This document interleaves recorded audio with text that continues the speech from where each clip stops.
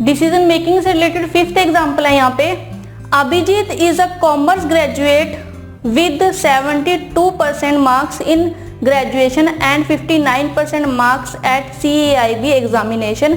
He is 25-year-old and is working in a bank since 2001 till date. He can keep a deposit of rupees 25,000 with the bank. तो अब हमारे पास जो अभिजीत है वो उसने commerce graduate की है 72% मार्क्स से, यानी कि जो फर्स्ट कंडीशन है वो यहाँ पर फुलफिल हो रही है। इससे नेक्स्ट है यहाँ पर कि उसने CAIB में 69% मार्क्स लिए हैं, तो यहाँ पर जो बी कंडीशन है वो भी फुलफिल हो रही है।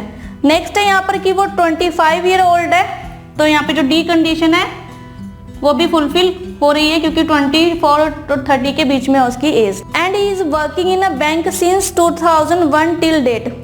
अब वो बैंक में काम कर रहा है 2001 से, ठीक है, लेकिन हमें मेंशन किया गया है कि उसको 1 ईयर का एक्सपीरियंस होना चाहिए फॉरेन एक्सचेंज डिपार्टमेंट में किसी भी बैंक में। यहाँ पर अब फॉरेन एक्सचेंज डिपार्टमेंट में नहीं है लेकिन किसी बैंक पे वो वर्क कर रहा है। अगर हम इसका एक्सेप्शनल केस देखें तो एक्सेप्शनल केस है कि वो उसको 4 ईयर का एक्सपीरियंस होनी चाहिए किसी भी बैंक में। अगर उसको 4 ईयर का एक्सपीरियंस है किसी भी बैंक में तो हम उसे चेयरमैन की पोजीशन के लिए रेफर करेंगे, ठीक है। तो यहाँ पर जो सी कंडीशन है वो फुलफिल नहीं हो रही, लेकिन जो एक्सेप्शनल केस है वो इसका फुलफिल हो रहा है, ठीक है। He can keep a deposit of rupees 25,000 with the bank, यानी कि जो ई कंडीशन है ये भी यहाँ पर फुलफिल हो रही है।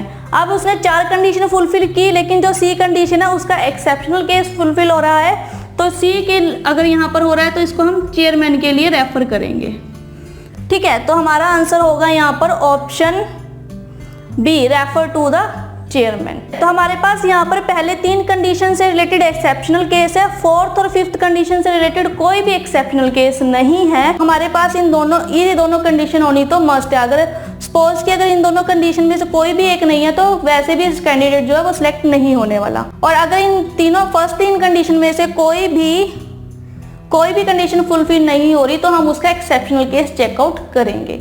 अगर एक्सेप्शनल केस में वो कोई कंडीशन को फुलफिल कर रहा है तो वो जो कैंडिडेट है वो किसी भी पोस्ट के लिए रेफर हो सकता है, ठीक है। और अदरवाइज अगर एक्सेप्शनल केस को भी फुलफिल नहीं कर रहा तो वो किसी भी पोस्ट के लिए यहाँ पर सिलेक्ट नहीं होगा।